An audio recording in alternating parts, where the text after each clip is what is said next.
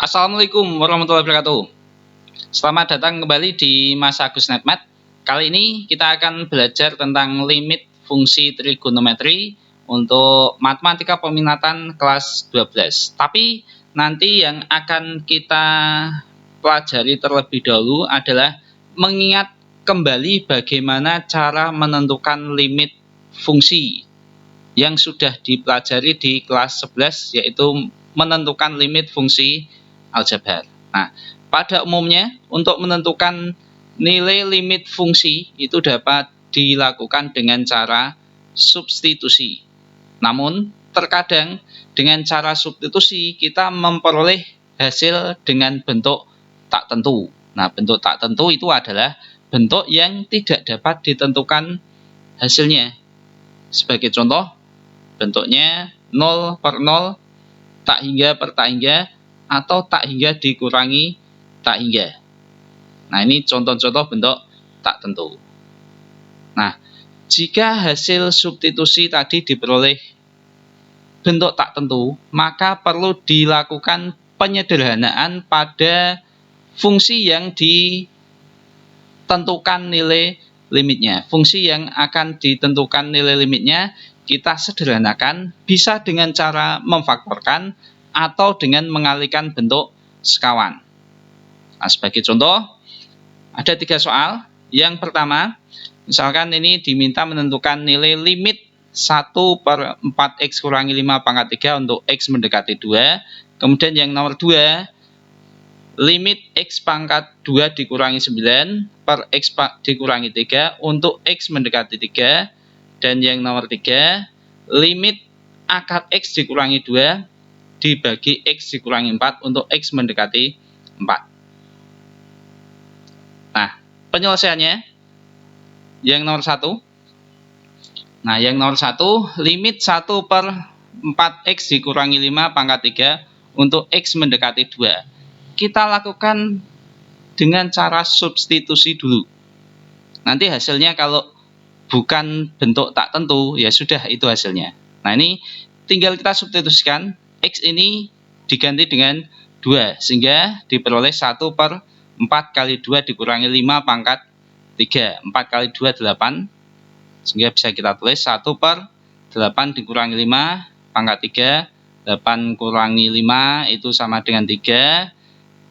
Sehingga bisa kita tulis 1 per 3 pangkat 3, yaitu 1 per 27. Nah, sudah. Ini adalah hasil dari menentukan limit 1 per 4x dikurangi 5 pangkat 3 untuk x mendekati 2. Hasilnya adalah mendekati 1 per 27.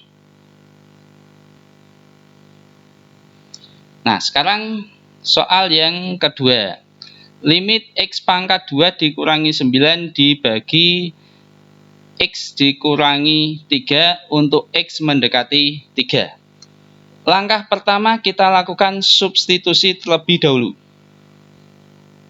Ya, kita coba substitusikan x mendekati 3 ini ke fungsi yang kita cari limitnya. Sehingga ini x yang kita ganti 3, berarti ini 3 pangkat 2 dikurangi 9 dibagi 3 dikurangi 3.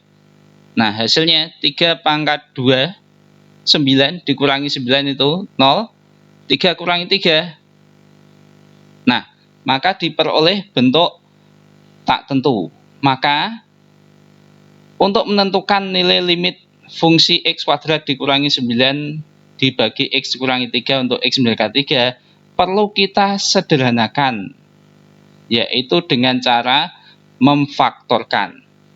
Nah, sehingga x kuadrat dikurangi 9 ini yang bisa kita faktorkan, bisa kita tulis menjadi, nah ini kalau ada bentuk a kuadrat dikurangi b kuadrat, nah ini pemfaktorannya adalah a dikurangi b kali a ditambah b. Sehingga ini menjadi bentuknya x dikurangi 3 kali x ditambah 3. Sehingga menjadi limit x kurangi 3 kali x tambah 3 per x dikurangi 3. Sehingga diperoleh, nah ini bisa kita sederhanakan, X kurangi 3 kali X tambah 3. Ini bisa kita coret, di bawah ini dibagi X dikurangi 3. Bisa kita coret. Sehingga tinggal limit X ditambah 3, limit X tambah 3 untuk X mendekati 3. Nah, seperti ini tinggal kita substitusi, X yang kita ganti dengan 3, yaitu menjadi 3 tambah 3 hasilnya adalah 6. Nah, yang perlu diingat untuk penulisan notasi limit, jadi selama belum melakukan substitusi, notasi limit ini tetap ditulis. Nah, kalau seperti yang 01 ini sudah langsung substitusi, maka notasi limit ini tidak perlu ditulis. Tapi kalau yang soal 02, ini kita melakukan substitusi baru ke langkah yang pada baris ketiga ini, maka nilai limit sudah tidak usah ditulis. Tapi ini baru penyederhanaan, belum melakukan substitusi, maka limit tetap ditulis. Itu yang perlu diingat. Nah, ini yang nomor 2, jadi limit X kuadrat dikurangi 9 per X kurangi 3 untuk X mendekati 3, hasilnya adalah mendekati 6.